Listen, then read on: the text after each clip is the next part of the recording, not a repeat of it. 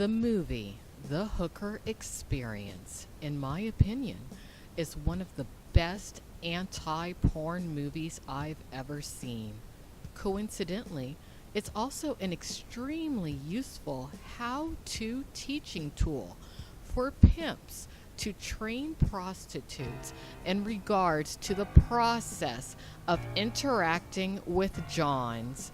And ironically, it's without a doubt one of the greatest training tools of all time in regards to recruiting potential clients interested in hiring porn stars as escorts through illegal venues such as the Luxury Companion, Eros, Backpage, and even sugar dating operations, as it teaches and educates males from the general public as to exactly how to connect with and have sex with an individual who's a porn star, escort, or prostitute outside of the legal brothels of Nevada in the United States of America.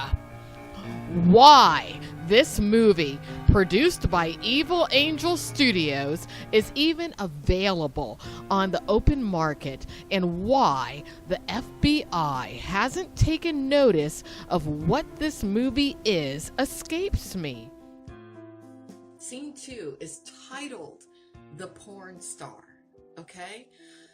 Now, this was an uncomfortable scene for me to watch. It really was, because it was kind of depressing in a way. It was weird. I mean, gosh, who was the girl in this one? I think it was porn star Jada Stevens. And if she was acting, I think that she was definitely drawing from some actual experience in her life and some actual emotion maybe that she's felt, because the vibe that the character is, that, you know, the vibe that she's projecting, you know, she's trying to be a porn star. I guess a porn star pimp calls her, and it's a female. It kind of reminded me of, like, you know, what was the voice on the phone who calls her? Was it supposed to be a parody of Pamela Peaks? Was it supposed to be a parody of another porn star who's turned into a booker? Who was it? Was it the elusive Karen of the Luxury Companion? I don't think it was, because she didn't have a foreign accent. But anyway, she calls this particular porn star character and is like, hi, you know, I have someone who wants to see you. And the porn star character is like, yeah, well, you know, I'm really just trying to focus on scenes and everything nowadays. I don't, you know, really see anyone privately. But the booker, she's kind of a little pushy from my perspective. And she's like, yeah, well, you know, he's like a regular client and he pays kind of well. So, you know, do you want to talk to him? If you call him, make sure that you block your number if you call him. And she's like, okay, I'll call. But, like, what's funny about this scene to me, because this is a very realistic situation, I'd say pretty much every porn star probably goes through this situation, because porn stars oftentimes don't realize that the porn that they're doing in actuality is the video billboard for the job they're supposed to do later, which is provide the hooker experience. It's horrible. Oh gosh. But yeah, so she takes the appointment and she talks to the John, and that's the name of the character, by the way. I think it's the same guy in every scene, which is Kevin Moore. His character's name is John. So John calls her and he's like, hey, you know, I really like your movies and I like to see you, and I come into LA every now and then, and, you know, can you wear an outfit like you wear in your movies? And she's like, Okay. But she's like so depressed in a way. So, you know, the scene progresses. Was there anything? Okay, so this was interesting when it came to the text messaging. There was a little differentiation from the first one because scene two, I would say, would be a booking through something like the Luxury Companion or maybe one of the other agencies like that that are like on Eros or, you know, maybe something like Help You Book Her. I don't really know. But he had to text from his car the booker in order to get her room number and not the girl herself. Also, the girl, she had to get her own in call. He was the character, for whatever reason, was kind of paranoid about you know, having her come to him. I guess because she, you know, maybe was well known. I don't know, because it was kind of unclear in the movie whether or not this was the same guy or if he was just using himself as an example with all these different types of ways to get in contact with various types of providers. Because if it was supposed to be the same guy, then this guy in a way was a bit of a scammer too, because he kept giving like that he had a different kind of occupation to different people. So maybe he was trying to be stealth. It was wild. That was a pretty straightforward scene. Again, I thought it was a little depressing, maybe because it kind of made me think back to my time. No, world, I have flashbacks. Oh. But then we get to scene three. I really enjoyed scene three. Scene three is what made the movie. And scene three is why I feel that this particular movie, you could cut out all the sexual scenes and just put the scenes together as just a regular, I guess, R-rated movie, and people would find it enjoyable.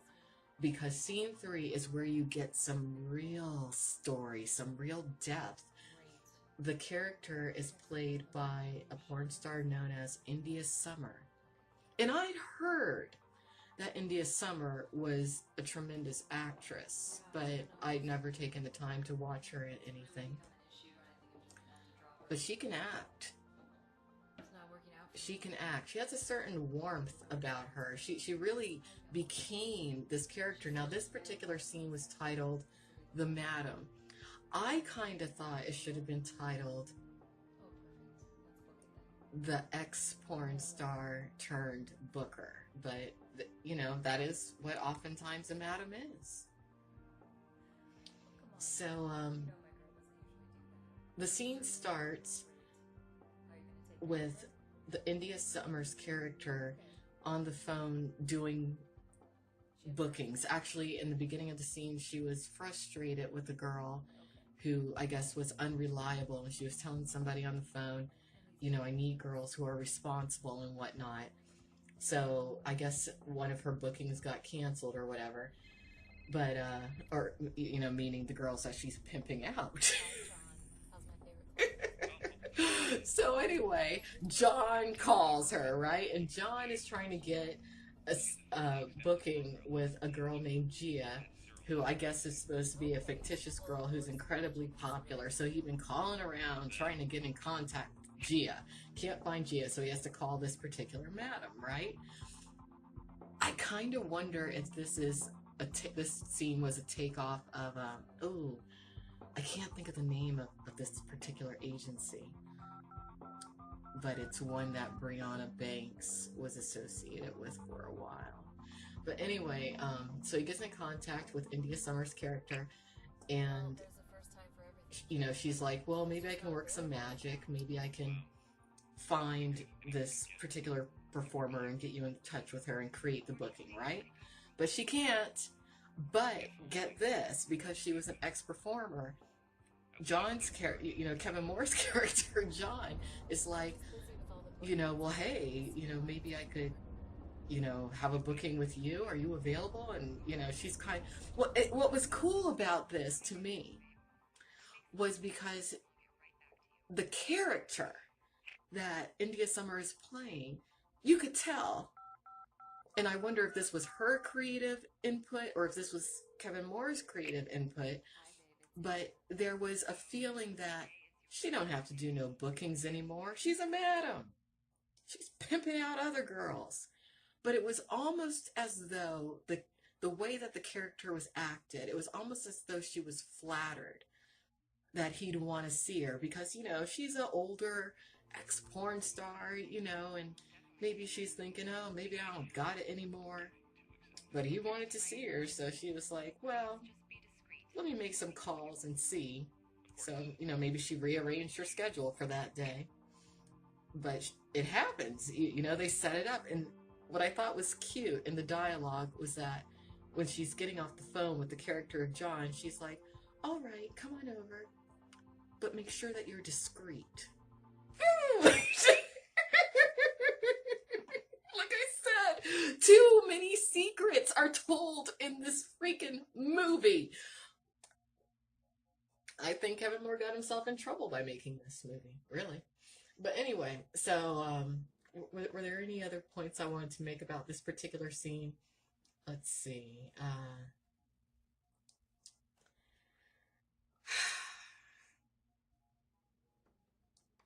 I didn't watch the sex part of it. I just watched the acting, the dialogue. But I really liked the musical choice for this particular scene. I do remember that. See, this is why, I think it's crazy when people are saying, oh, Alexandra, FKA Monica Foster is anti-porn. No. Shit like this is why I can't be anti-porn. Because when you see something that's at this level of genius, it's like, well, this is the future of what it is. And what's funny is that it seems like the people who create the future of the adult industry are always such dicks.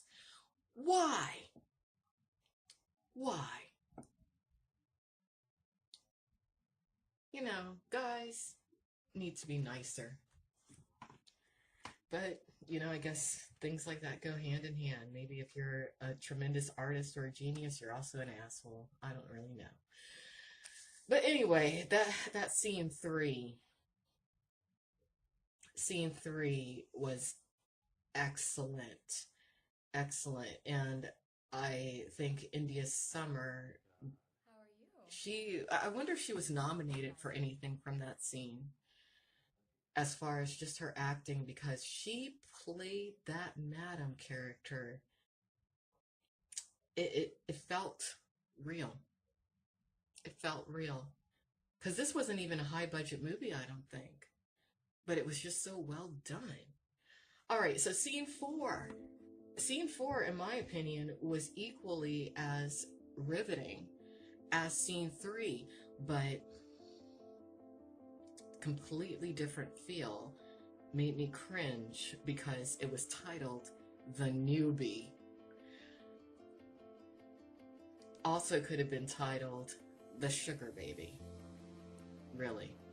Because let me just go through it. This character was played by Maddie O'Reilly, and it gives off the impression that maybe she's a struggling actress or maybe a college student or, something like that. And she's just dabbling in being a provider, right? She gets an email directly from the John character, and she's kind of like, how's this guy even getting in contact with me, But it turns out that her photos have been posted or reposted on the Hooker Experience website without her knowledge. Now, this was very interesting to me because this is something that I've heard of happening in real life and something that I have personally experienced.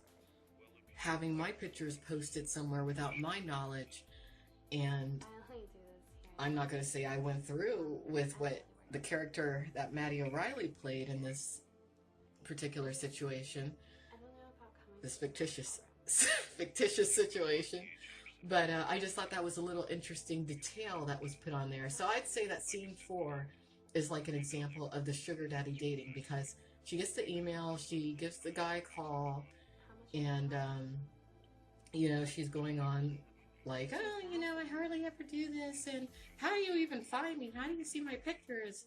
And he's like, oh, I saw you on the Hooker Experience website. She's like, oh, okay.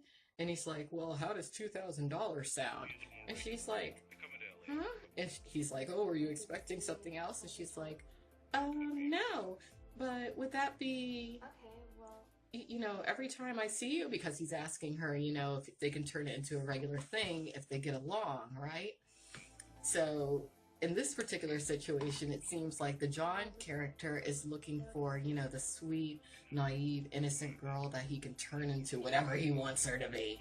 This is when the John character seems really creepy. Really. Like Predator. Like, you're like, oh no, don't go, Maddie. Say no, hang up the phone. But she goes. She goes to like a high-end hotel. He's got like the top-notch suite and everything. She walks in. And she's all impressed and everything with the surroundings. She's nervous. She sits down. And she's like, you can't even hardly hear her talking. So she played that role. It seemed almost real. But what I didn't like about the end of that scene was that it was very demeaning. Because at the end, she has to pick up the money off the floor. It's like, I didn't watch the whole, I didn't watch the scene of that part, but she's picking up the money off the floor. It's like, what did he do? He threw it down at her, and he's like, ha ha ha, I'm the dominator. Is that what it was? I didn't like that, and that could actually be a cautionary tale. But she wanted the money, and that character was there to give it to her. It's a tragic story that probably happens every day in America. So that transitions into scene 5, which was titled The Pro. And scene 5 featured the recently deceased Urizon Beltran. And that was the nitty-gritty scene. It was it was depressing. It was depressing. Her acting, Yes, I did. I thought, was very on point for the type of character that she was playing. Do you mind if I ask why? The situation, I guess, would have been something more along the lines of someone of her character posting on maybe something like Eros as an independent, or maybe Backpage, or maybe Preferred 411, but it wasn't through something like the Wall Street Companion. It didn't seem like that, at Well, least. does that mean that you can help me? And when he calls, When did it's kind of like he reverts back to scene 1 as far as, what he's into, what he's asking her to do. This particular character, John, I guess his fetish is for the girl to play dress up for him, do like a fashion show kind of thing for him. He's into clothes. So, she's like, okay. So he's like, okay, can I come by right now? But she's like, no, you gotta wait till tomorrow, because I guess she's all booked up for that day, So, he contacts her initially, I think, through the website's private messaging system. And she's able to somehow check out his profile, and she sees that he hadn't been seeing girls for a while, not since scene 4. And that kind of leads you as the viewer to think to yourself, okay, well, I guess he really liked the Maddie O'Reilly character, so they had the sugar dating kind of relationship for a while, but maybe it dissolved because maybe she found a better sugar daddy, or maybe she decided she didn't want to do it anymore.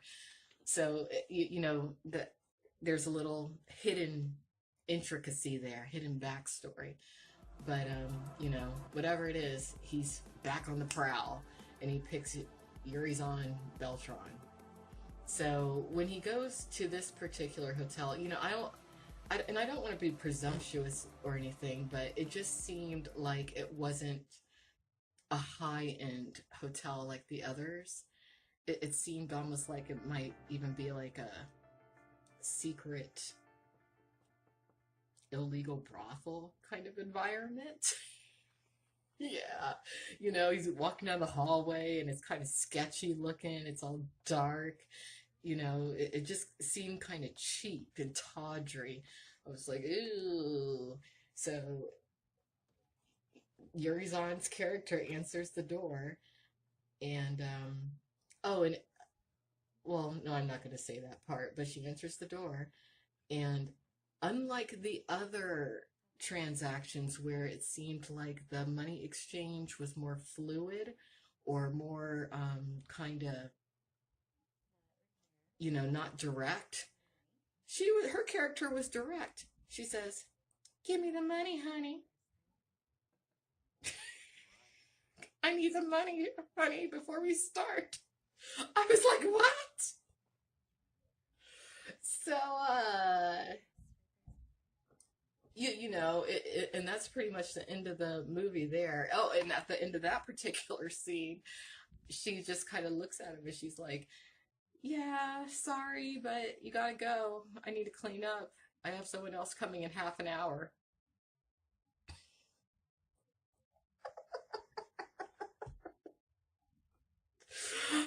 Man, oh, that was just one of the most, it was the most realistic thing.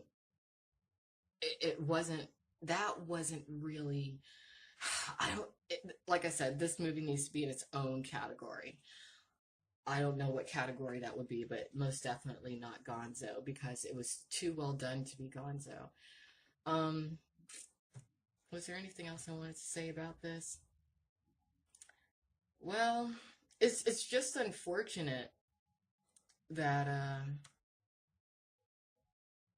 it's really unfortunate that the director of this movie is in the situation when it comes to the dynamics surrounding his wife's death that he's in. Because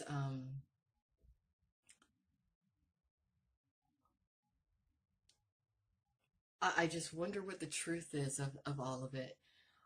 I stick by my thoughts in regards to that porn performer Jackson Wheeler not being the cause of death of his wife. I stick to that because of just the history of his wife, August Ames, and everything that was in that Holly Randall interview. But what I thought was, what to me is like the conspiracy element in regards to how this movie relates to the deaths, and there just seems like there's something weird going on here in regards to something with this Kevin Moore, because like I said, it's almost like August Ames was in this movie, because I swear to me, and you know, maybe she looked different in person, but to me, August Ames was a dead ringer for the girl in the first scene, that Gia DeMarco. So it's kind of like the first character actually died in real life, and then we do know that the last character, the actress who played the character, has died, and it was only like a few days after his wife, who looked like the girl in the first scene. Oh, that's so strange. That is really weird. And it's also weird that this was done so well that it's like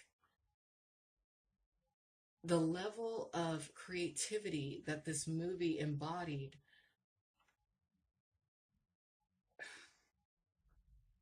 He outdid Axel Braun. He did. He outdid Axel Braun. I mean, Axel Braun, I think he has like big budgets and everything for his movies. And I probably am going to review some additional adult movies in the future, but without watching the sex scenes, because I don't want to watch that. But just the way that this was edited, put together, the dialogue, the storyline, that was genius. And it makes me just think about a lot of things, because if I read something correctly on the Real Porn WikiLeaks, August Ames had opened a lawsuit against Axel Braun. So, man, I hope that I hope everything that's surrounding these deaths and everything kind of works itself out. I hope that the truth comes out. I hope that this director, Kevin Moore, at some point can reach some sort of peace to where he's not blaming someone who never actually met his wife, Mercedes Grabowski.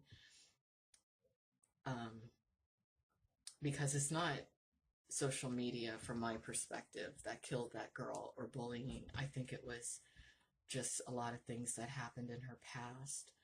But I hope that somehow this guy, Kevin Moore, can maybe take a step back from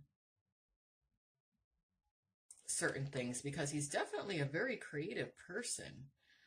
But just considering a lot of the posts and everything I found online that he's made over the years, I guess I'll just end it like this. Years ago, when I started tackling certain issues pertaining to the adult entertainment industry, while I was still trying to be in that world, someone told me, you just need to focus on your creativity and put the keyboard down. Stop blogging. Stop all that. And I didn't listen. And look at what happened to me, okay? Look at what happened. I pretty much have lost everything. But I guess this guy Kevin, he's lost quite a bit too. But he's in a completely different kind of position than I was ever in. And I think that if he just takes a step back, focuses on his strength, which is his creativity, looks at himself clearly in the mirror and doesn't blame unicorns and leprechauns for things that were the result of his own actions and his own choices and his own decisions, he could probably salvage his soul and his being and maybe make more really cool things. If prostitution's ever legalized across the board, I think he could build the website that controls it all on that hooker experience domain. Wow. I never thought I would do a webcast like this ever. But considering that nowadays I just kind of have stopped caring what anyone thinks, I'm just doing me, trying to find answers to my own questions about life, trying to help people as I can, as unconventionally as it may be. But I'm glad I watched this. I'm surprised I haven't heard about it more. I think that every performer in this movie should receive residuals for it. Not just Kevin Moore. Because every performer in this movie did an excellent job. I mean, that was just a flashback roller coaster from hell that I went on. Woo! Have a good night, everybody. Bye-bye.